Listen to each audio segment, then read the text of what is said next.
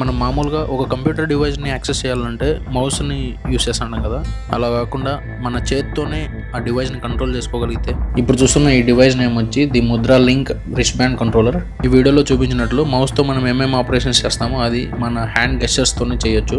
ఇది మన neural మూమెంట్స్ని capture చేసుకొని వాటికి తగ్గ ఆపరేషన్స్ని ఇది బిల్డ్ చేస్తుంది. ఇది మెయిన్గా విఆర్ గ్లాసెస్ కోసం డెవలప్ చేశారు.